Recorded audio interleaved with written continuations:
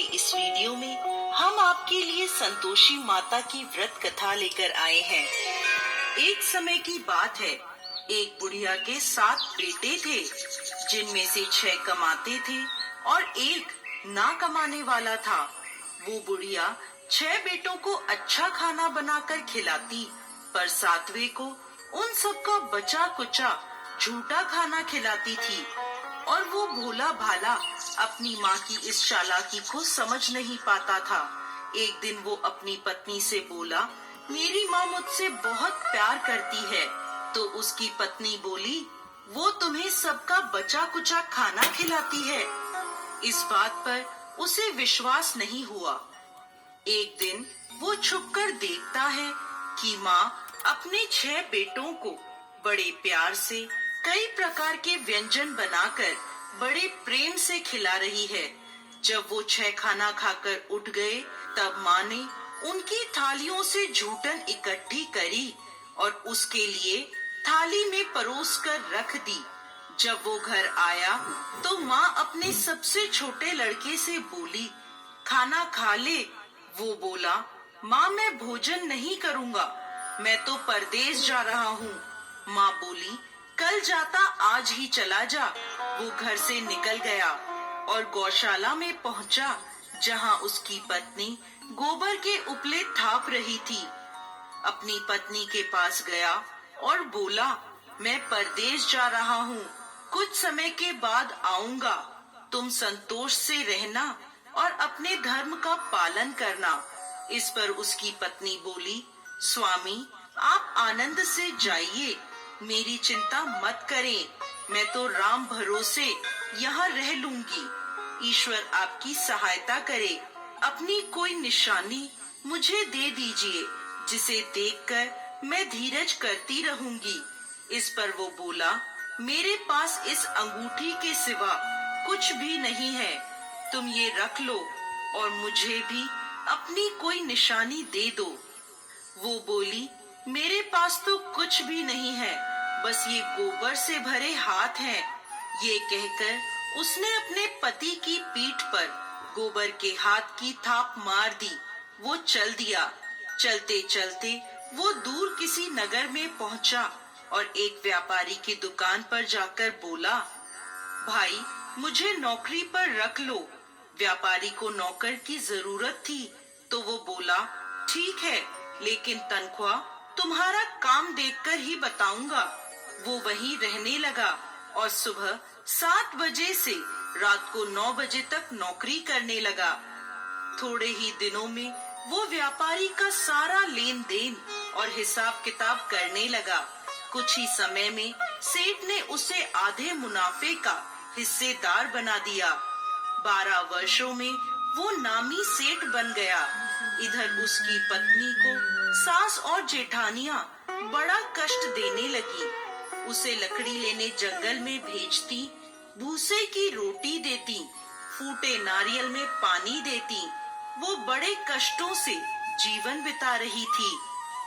एक दिन जब वो लकड़ी लेने जा रही थी, तो रास्ते में उसने देखा एक मंदिर में कुछ औरतें व्रत कर रही हैं और कथा सुन रही हैं। तो वो पूछने लगी, ये क्या व्रत कर रही हो? इसे करने से क्या होता है और ये कैसे करते हैं? तब एक स्त्री बोली, ये संतोषी माता का व्रत है। इसे करने से मनवांछित फल प्राप्त होता है और गरीबी, मन की चिंताएं, मुकदमे, कलह, रोग आदि सब नष्ट होते हैं। संतान सुख, धन, शांति और मन पसंद वर मिलता है और दूर गए पति के दर्शन होते हैं। उन्होंने उसे व्रत की विधि बता दी। उसने रास्ते में सारी लकड़ियां बेच दी और उन पैसों से गुड़ और चना खरीद लिया और व्रत की तैयारी कर संतोषी माता के मंदिर में पहुंची और माता से दुखी होकर विनती करने लगी, माँ मैं अज्ञानी हूँ और बहुत दुखी हूँ, मैं आपकी शरण में हूँ, मेरा दुख दूर करो माँ। अब वो हर शुक्रवार ऐसा ही करती। एक दिन माता को उस पर दया आ गई। एक शुक्रवार उसके पति का पत्र आया और अगले शुक्रवार पति का भेजा धन उसे मिला। अब वो माता के मंदिर में गई और उनके चरणों में गिरकर रोने लगी। बोली, माँ, मैंने पैसे कब मांगे थे? मुझे तो अपना सुहाग चाहिए। मैं तो अपने स्वामी के दर्शन और सेवा करना मांगती हूँ। तब संतोषी माता ने प्रसन्न होकर कहा, जा बेटा, तेरा पति जल्द ही आएगा। वो प्रसन्न होकर घर गई और कामकाज में लग गई। उधर संतोषी माता ने स्वप्न में उसके पति को पत्नी की याद दिलाई और घर जाने को कहा। वो बोला, माँ, मैं कैसे जाऊँ? परदेश की बात है, लेन देन के कई हिसाब बाकी हैं। माँ बोली, सवेरे उठकर मेरा नाम लेकर घी का दीपक जलाना और फिर दुकान पर बैठना। सवेरे उठकर उसने वैसा ही किया। देखते ही देखते सारा लेन देन साफ हो गया और धन का ढेर लग गया। वो खुश होकर घर की ओर रवाना हो गया।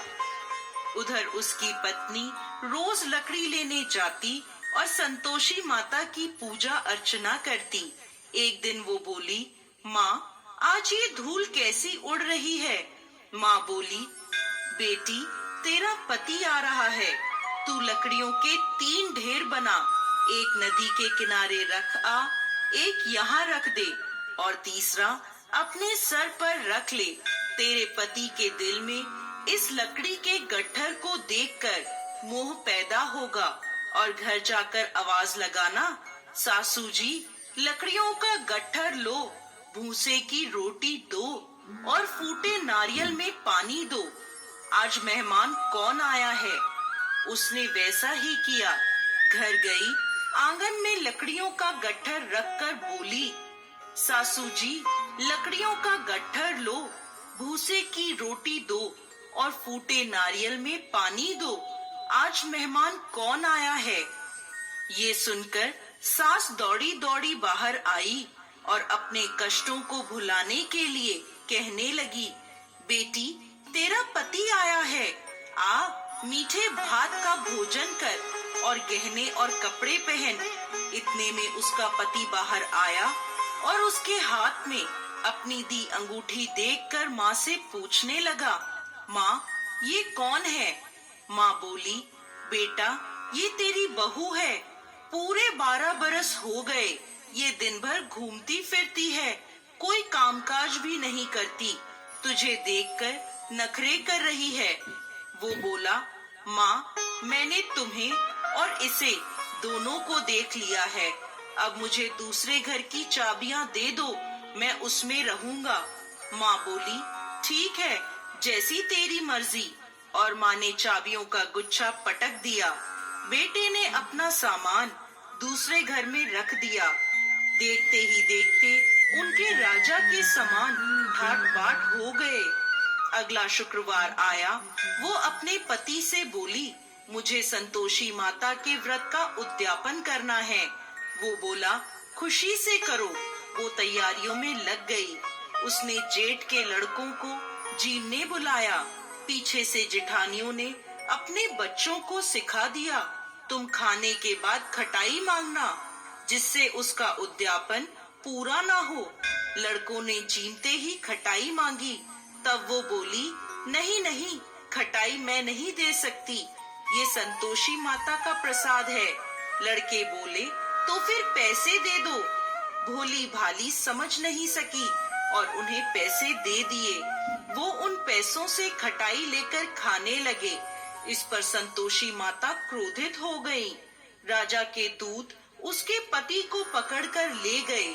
वो बेचारी रोती हुई माता के मंदिर में गई और बोली, माता, ये क्या किया? माता बोली, पुत्री, मुझे दुख है कि तुमने अभिमान करके मेरा व्रत तोड़ा है और इतनी जल्दी सब भूल गई। वो बोली, माता, मैंने तो कुछ गलत नहीं किया। मैंने भूल से लड़कों को पैसे दे दिए। मुझे क्षमा करो, मैं दोबारा तुम्हारा उद्यापन करूंगी। माता बोली, जा, तेरा पति रास्ते में आता हुआ मिलेगा। वो चली गई। रास्ते में उसे उसका पति आता हुआ दिखा। उसके पूछने पर बोला, राजा ने मुझे मिलने के लिए बुलाया था। अगले शुक्रवार उसने फिर उद्यापन किया। जेठ के लड़कों को बुलाया। जेठानियों ने फिर उन्हें सिखा दिया। लड़के भोजन के पहले बोले, खटाई मिलेगी? तब वो बोली, खटाई नहीं मिलेगी। अब उसने ब्राह्मण के लड़कों को बुलाकर भोजन कराया और दक्षिणा दी। संतोषी माता उससे प्रसन्न हो गईं और 9 महीने बाद उसके चंद्रमा के समान सुंदर पुत्र हुआ। वो अपने पुत्र को लेकर रोजाना मंदिर जाने लगी। एक दिन संतोषी माता ने सोचा, ये रोज यहाँ आती है, आज मैं इसके घर जाकर इसका ससुराल देखती हूँ। ये सोचकर संतोषी माता ने भयानक रूप धारण करा। गुड़ व चने से सना मुख, सूंड के समान होठ, जिन पर मक्खियां भिनभिना रही थी, ऐसी सूरत में वो उसके घर गईं। दहली में पांव रखते ही उसकी सास बोली, देखो कोई डाकिन आ रही है, उसे भगाओ वरना किसी को खा जाएगी। सभी घर वाले भागकर घर की खिड़कियां और दरवाजे बंद करने लगे।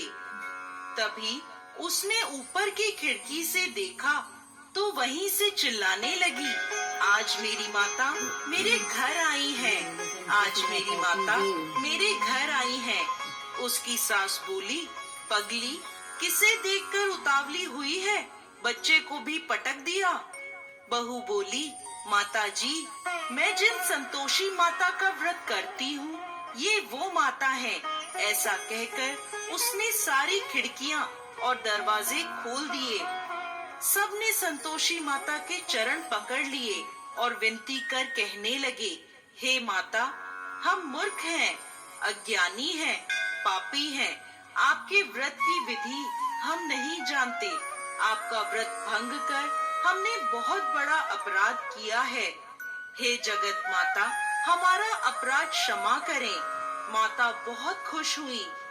हे संतोषी माता, जिस प्रकार आपने बहू को फल दिया, वैसा ही इस कहानी को कहते, सुनते और हुंकार भरते सबको देना। दोस्तों,